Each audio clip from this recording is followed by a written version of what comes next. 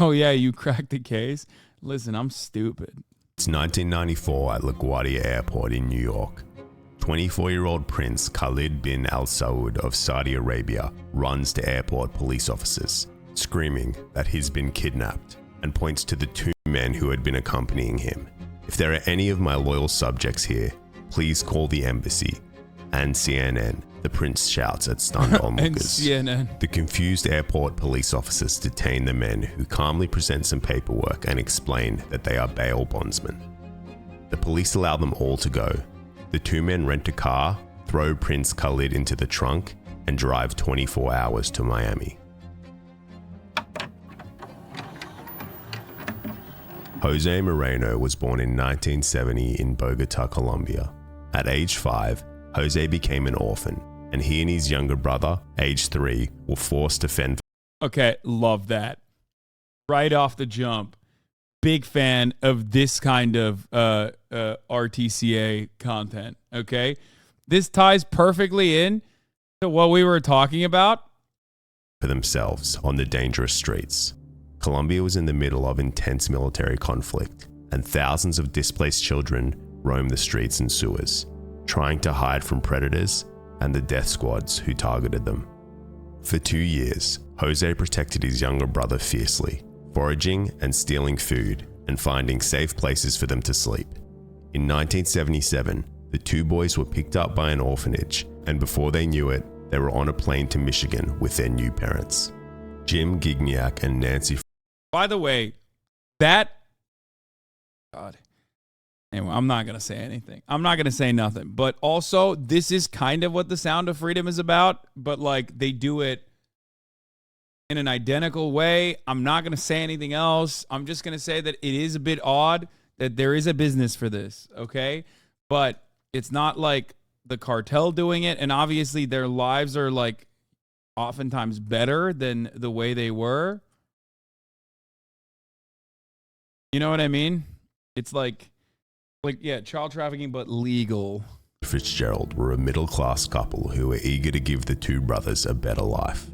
Jose was now Anthony, and his younger brother was now Daniel. Their neighborhood was predominantly white, and the brothers were bullied in school. Anthony began telling his classmates that his biological mother owned a local hotel and his biological father was a famous actor. He continued telling lies throughout school to make himself seem rich and powerful. He became obsessed with TV shows that depicted wealthy families and started recognizing luxury brand names. In grade 6, he managed to convince a Mercedes-Benz dealership that he was a Saudi prince, and a salesman even took him on test rides. Anthony craved acceptance, and he believed he could attain it through material wealth. A few years later, Jim and Nancy got divorced. Anthony's younger brother Daniel was sent to live with his father, while Anthony stayed with his mum. Suddenly, the one constant in his life was gone, and Anthony suffered major mental breakdowns. He was diagnosed with bipolar disorder, but never received proper treatment. His mum could no longer handle him, and Anthony was sent to state-run psychiatric hospitals and halfway houses.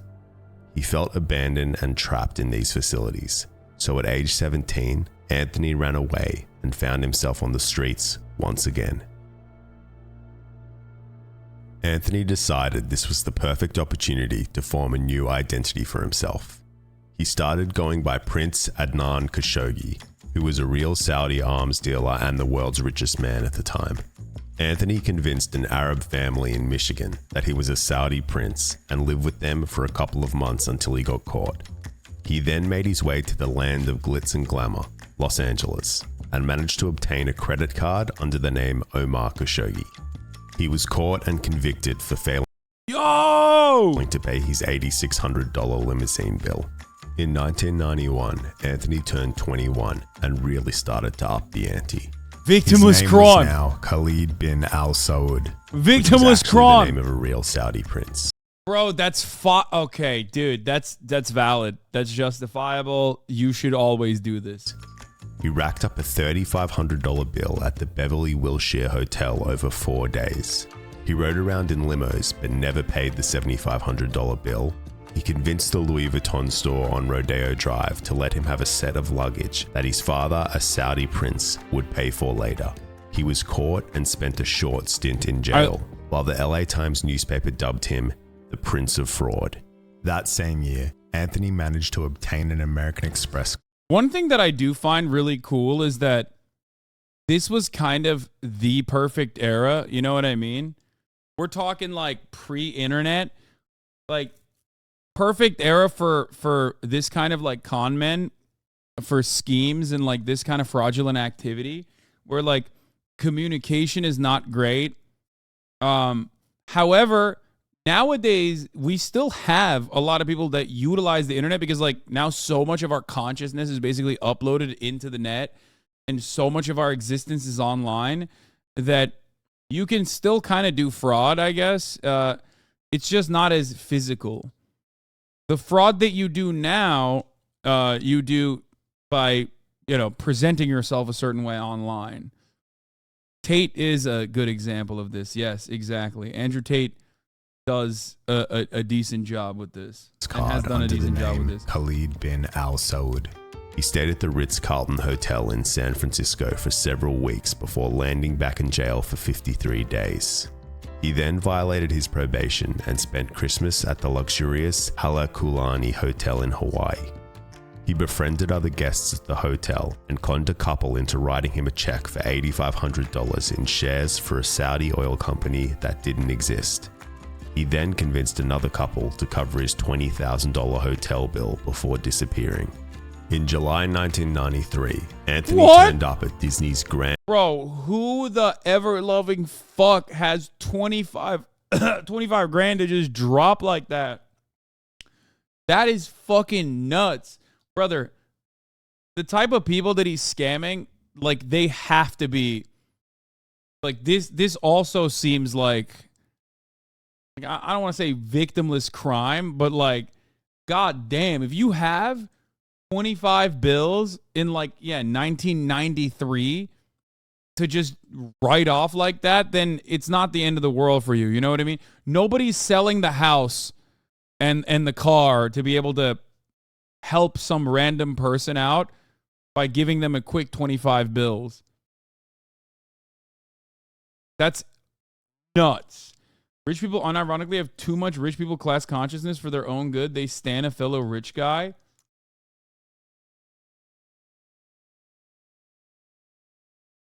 I'm just saying, like, I've been casting the story in my head. It should be an HBO show.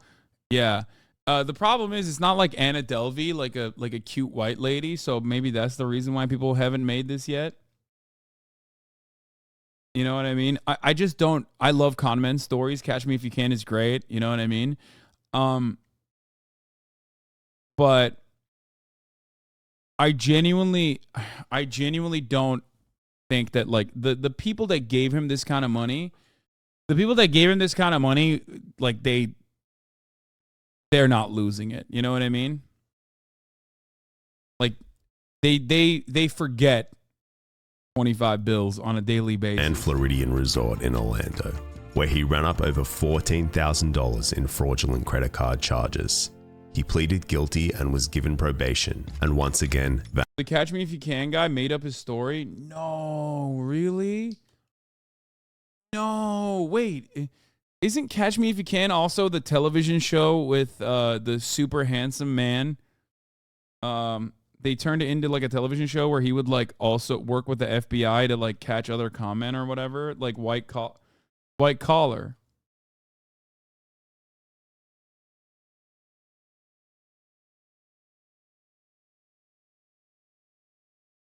Matt Boner.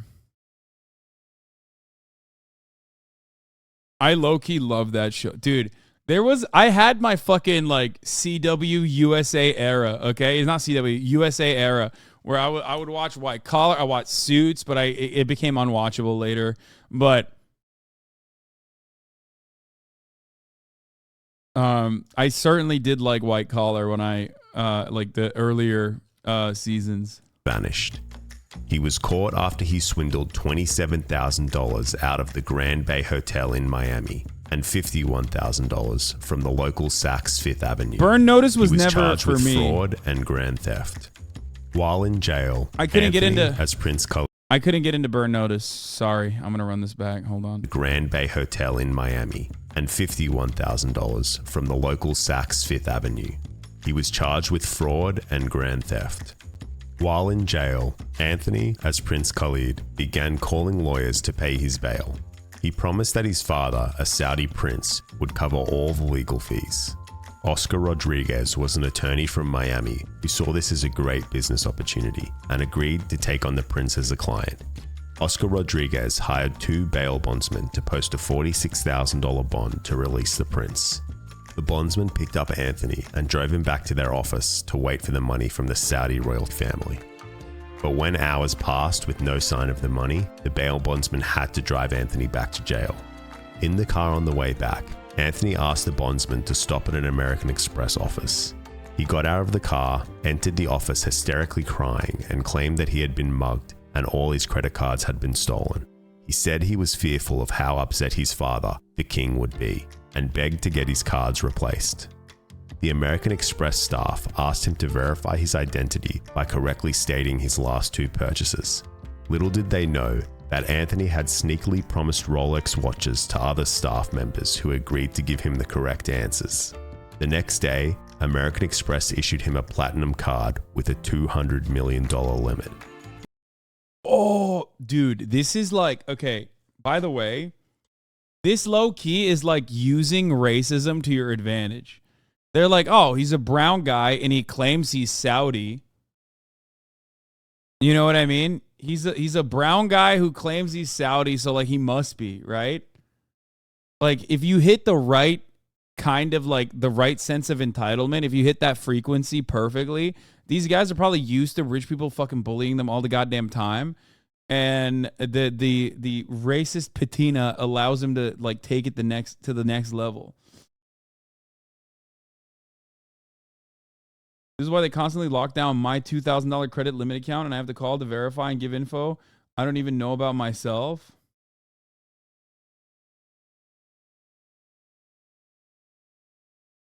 He used racism to his advantage. Free this man. Anthony went on a shopping spree before. Also, $200 million? What the fuck? $200 million? $200 million? Like, do Saudi royals like in the 90s? Like, what's going on? What? Like $200 million in the 90s? Like, what the fuck? They were just like, oh yeah, this guy's gonna do 9/11. Let's give him the money. Like, what is happening? Which, by the way, original 9/11 did happen right at that year by the Blind Sheik, which was failed, the first attempt.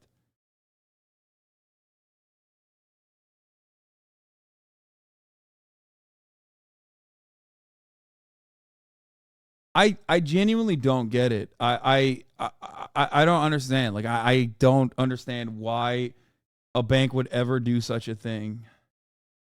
Buying out the entire first-class cabin of his flight to Michigan.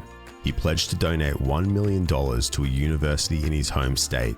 Then he flew back to Miami the same day. Why? The 2 bondsmen who accompanied him the entire trip started to believe he really was a Saudi prince, until they received a phone call from the American Express fraud department. This is when the altercation with LaGuardia airport police officers occurred. Anthony was sentenced to 616 days in prison, but being placed behind bars did nothing to stop his. It's kind of wild that like even financial crimes, I guess like technically it's like kind of a victimless crime, but also even when you're doing rich guy crimes, like even then you get imprisoned for a significantly shorter sentence than like, I don't know, being caught as a poor person with drugs on your body. You know what I mean? Like they were like, well, he's got the rich guy era around him. I mean, the aura of a rich guy around him. So we might as well just like put him in jail for 2 years. Fuck it. Scam streak. It was now August 1994, and at some point, Anthony had reconnected with his younger brother Daniel. From prison, Anthony contacted Syracuse University and informed them that Prince Khalid wished to donate $45 million to the school. He requested that the university wire a portion of the taxes from the donation to his bank account based in Michigan. Syracuse wired $16,000 to a bank account held by Daniel Gignac. Dude, that's awesome.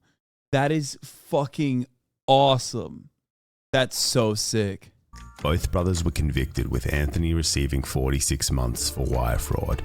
He then had 37 months added to his sentence when he lit his jail cell on fire and spilled shampoo on the floor to make guards trip so he could escape. Anthony continued to run his grifts from prison through the late 90s.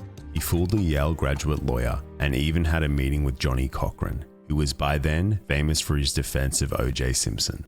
Anthony was released from prison in the early 2000s and returned home to Michigan to live with his mother Nancy. He went straight back to his old tricks. He was given 2 Cadillacs, no questions asked. He dined and shopped and stayed at hotels without ever paying the bills. All of this was because he convinced people that the Saudi royal family would send payments. In 2003, Anthony was arrested for impersonating. The internet is this guy's biggest fucking enemy. I swear to God.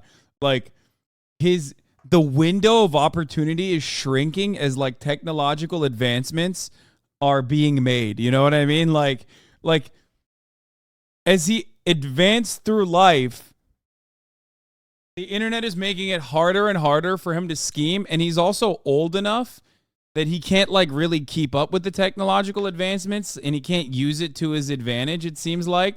So notice how like the schemes are getting, the window of freedom in between schemes are getting shorter and shorter. Impersonating a diplomat. He had charged $11,300. What, Hassan? Wire fraud is still a thing. This is just social engineering. It happens every day. No. I know. That's what I'm trying to say. I already mentioned that. I said that like with the internet, this kind of like physical schemes became harder to do in this way, but he wasn't fast enough to learn like sim swiping. You know what I mean? He wasn't fast enough to learn sim swiping or NFTs or whatever. I mean, look at Jordan Belfort. Greatest example, right? Jordan Belfort, Wolf of Wall Street, did his fucking time, came out of prison, and is now deeply invested in cryptocurrencies and NFTs and shit. He's still doing it. Sim swapping. Sorry, did I say swiping? I mean, I guess you could say swiping or swapping. You're technically stealing someone else's sim. You're not physically doing it, but... dollars at Saks Fifth Avenue and $17,600 at Neiman Marcus to his quote, family accounts. It turned out real Saudi princes and princesses did have accounts at the stores, but they informed the American authorities that they had no association with the Michigan Prince Khalid. This time, Anthony found himself in an interrogation room. He insisted that his name was Khalid bin Al Saud and even had plenty of presumably forged documentation to prove his connections to the Saudi royals. Anthony Gignac is not my name. I actually legally changed my name to Khalid bin Al Saud. My social security number is Khalid bin Al Saud. My college transcript is Khalid bin Al Saud. I know it's hard to believe. Everybody, I know it's like, you know, this kid is super good. And I mean, I give myself credit for being intelligent. He's glazing himself. Also, my man literally, he does not sound like a fucking royal. Are you joking? He sounds like Poke through a voice changer, like the Bill Dipperly voice changer. Are you joking? Like, this is the voice that he put on? Like, how did he have any charisma? He's got zero riz. People were, what the fuck was going on? People are dumb as bricks, bro.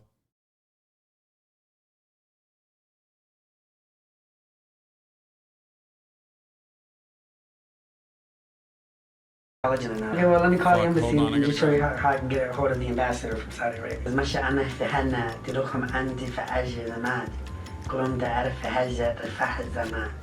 He even spoke some rather convincing fake Arabic, but ultimately wound up back in prison. He was in and out of prison a few more times over the next decade for running similar scams. It's now 2015. Carl Martin Williamson, a British asset manager with a background in law, was getting ready for a business meeting with a Saudi prince. Carl was well-spoken, charming, and exceedingly skilled at telling lies. He had friends in very high places all around the world, so he was eager to meet with Prince Khalid, aka Anthony Gignac. Anthony had been living large in Miami. He was always covered head to toe in designer clothing and jewelry. He also had a new friend, a tiny chihuahua named Foxy, who never left his side. He had assembled an entourage who followed him everywhere and hired bodyguards who wore fake diplomatic badges. He was renting a 3-bedroom penthouse on the... Oh my God, the goat. Okay, sorry, I gotta run it back. I need to know more. I missed it. He was kind of spitting with the fake, like with the Arabic. I mean, I don't speak Arabic. I've heard Arabic, and it was good enough for me. You know what I mean? Wait, I want to hear... He even spoke some rather convincing fake Arabic, but ultimately wound up back in prison. He was in and out of prison a few more times over the next decade for running similar schemes. I love that he never gave up on having the shittiest hair of all time. I wonder if it actually like hit him with the... I wonder if that was like that was convincing because they were like, oh, well, you know, it's kind of like the owner of the Raiders. You know what I'm saying? No, I heard the fake Arabic. Scams. It's now 2015. Carl Martin Williamson, a British asset manager with a background in law, was getting ready for a business meeting with a Saudi prince. Carl was well-spoken, charming, and exceedingly skilled at telling lies. He had friends in very high places all around the world, so he was eager to meet with Prince Khalid, aka Anthony Gignac. Anthony had been living large in Miami. He was always covered head to toe in designer clothing and jewelry. He also had a new friend, a tiny chihuahua named Foxy, who never left his side. He had assembled an entourage who followed him everywhere and hired bodyguards who wore fake diplomatic badges. He was renting a 3-bedroom penthouse on the exclusive Fisher Island, but told everyone he owned the entire apartment building of 54 luxury units. Isn't this funny that when I went to University of Miami, I had a Saudi friend who also lived on Fisher Island. It's insane.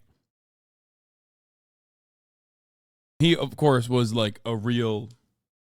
he was like a real Saudi. He wasn't a royal, but he was a real wealthy Saudi person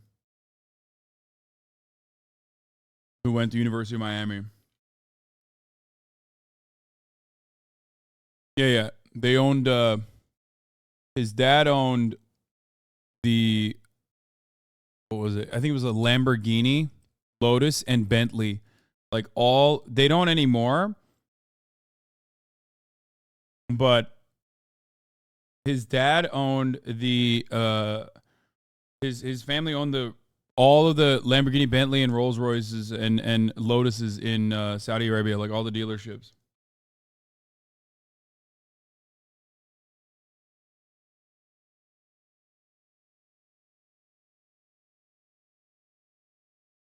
It was like he was back at grade school, telling lies about his status and wealth to win friends.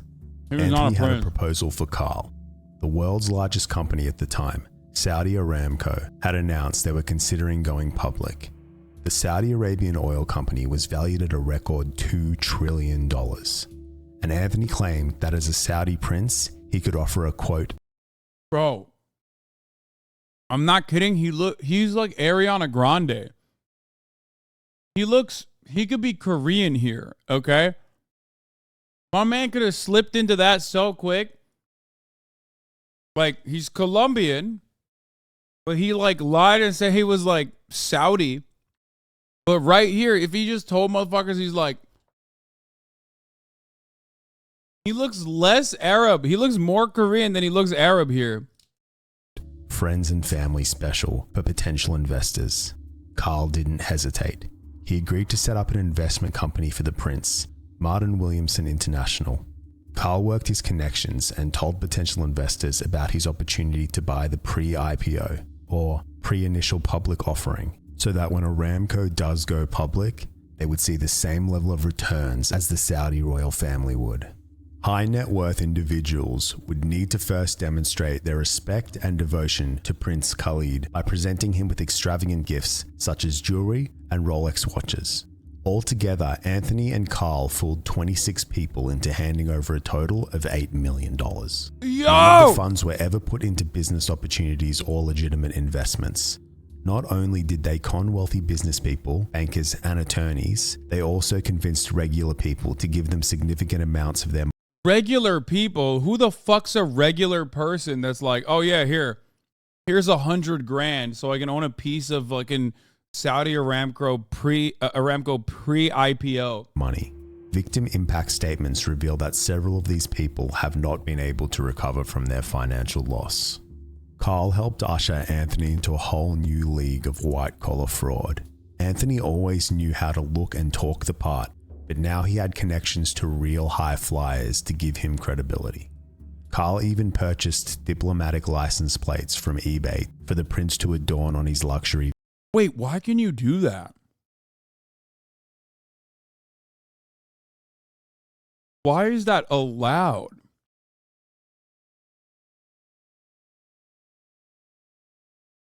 This dude's awesome. Vehicles.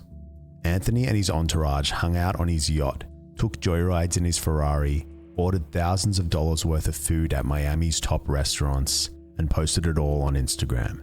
But Anthony's appetite for opulence was only growing, and he soon found his next target. Jeffrey Soffa is a billionaire real estate developer who lived the life that Anthony Gignac pretended to live. The Soffa family owns several hotels and apartment buildings in Florida, including the iconic Fontainebleau Hotel in Miami. Jeffrey split his time between his super yacht and 3 mansions, traveled in private jets, and was married to supermodel Elle. You really think I'm going to be sad if this guy scammed him? I really hope this guy got scammed by the fucking fake Saudi dude. McPherson. However, the Fontainebleau Hotel had been struggling with debt for several years. So when a call from a representative of Prince Khalid bin Al Saud came in, Jeffrey was immediately interested. The Saudi prince wanted to buy a 30% interest in the Fontainebleau. Yeah, I'm sorry. This is ridiculous. Okay. For $440 million, an overvaluation of about $140 million. He's the least Saudi looking man I've ever seen in my entire life. The prince informed Jeffrey Soffa's team that he owned an entire high-rise apartment building on the exclusive he became Peruvian. Yeah, like literally. Fisher Island. But something about the way the prince was conducting business just felt a little off. Jeffrey did his due diligence and ordered a background check on Prince Khalid while inviting him and his entourage on a trip to Aspen.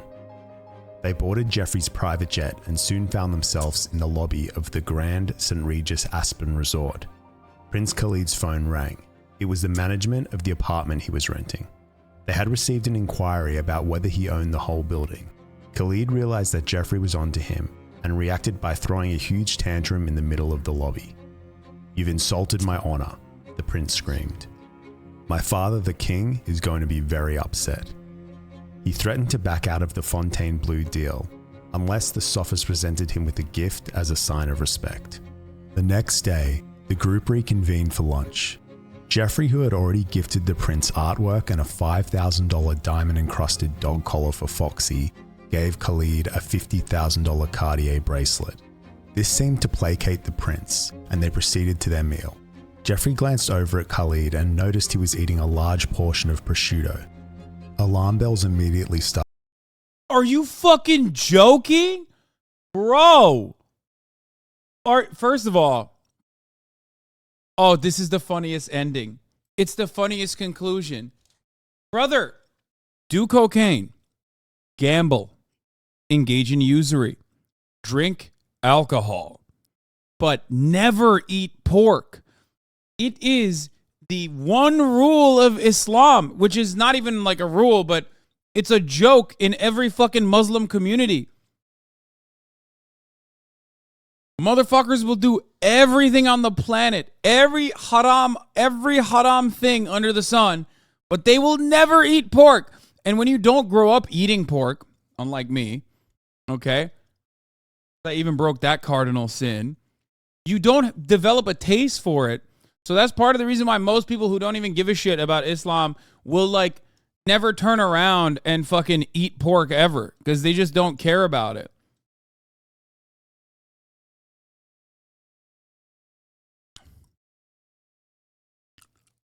It's literally the joke.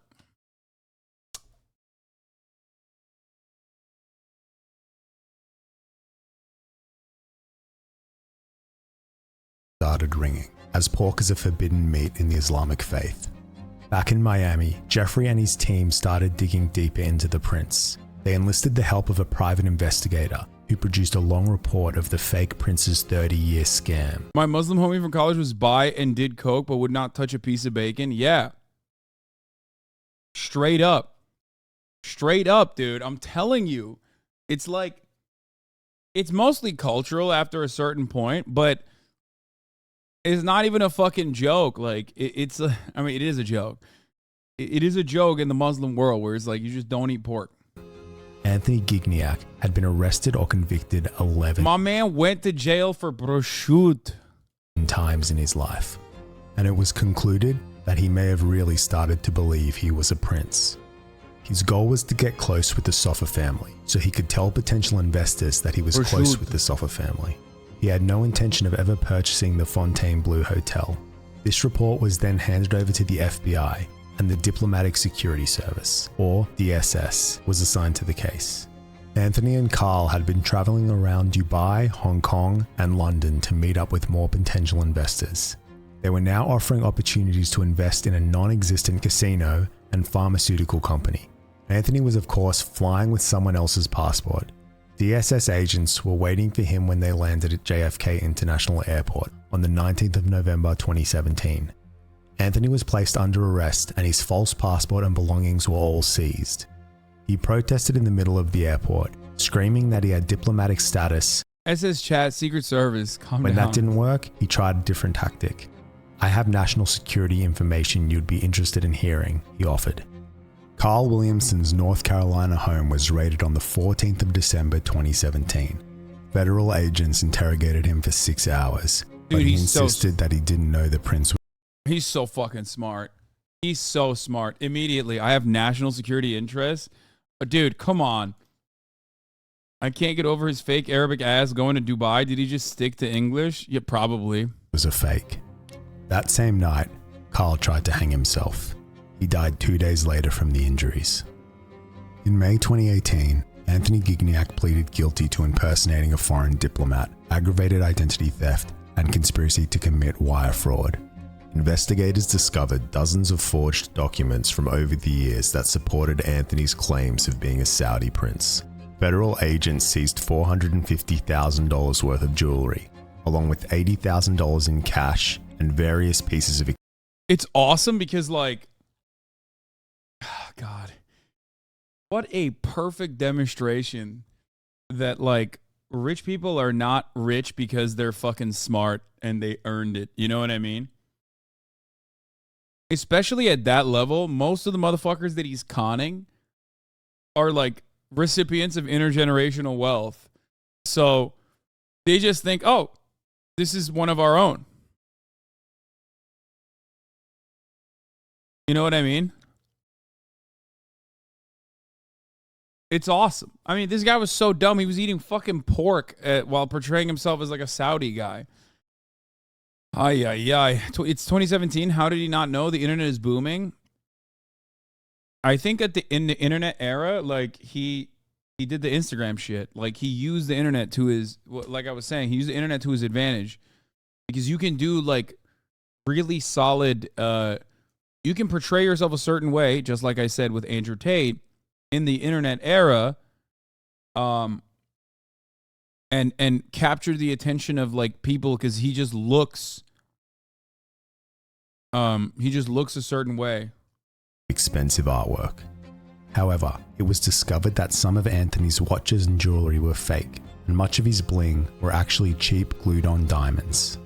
His cars and yachts were all rentals. His Fisher Island penthouse only had a few pieces of store-bought furniture inside, even though he hired an interior designer who had royal clientele. Anthony was sentenced to 18 years in prison. He finally owned up in front of the judge. Quote, "The entire blame of this entire operation is on me, and I accept that." He is currently serving his sentence at the Federal Detention Center in Miami. Thank you so much for watching. If you'd like to... My boyfriend is obsessed with you, and we just had sex with you in the background. Thanks, Hasan. You're welcome, Rafiki, DJ. I hope you guys had great sex.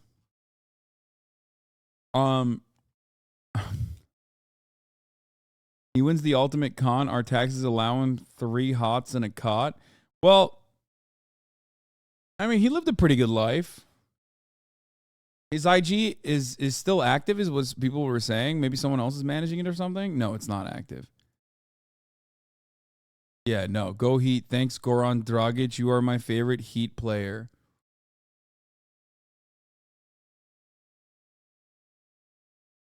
Nail polish choice, though. Bro, he had the...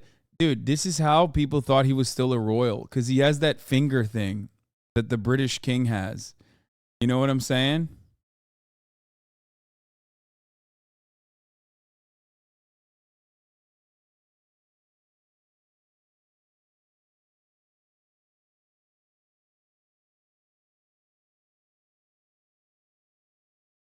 What rich person is playing fucking slots? I mean, I guess high stakes slots, maybe? He actually escaped to Brazil and changed his name to George Anthony Devalder Santos. God is real.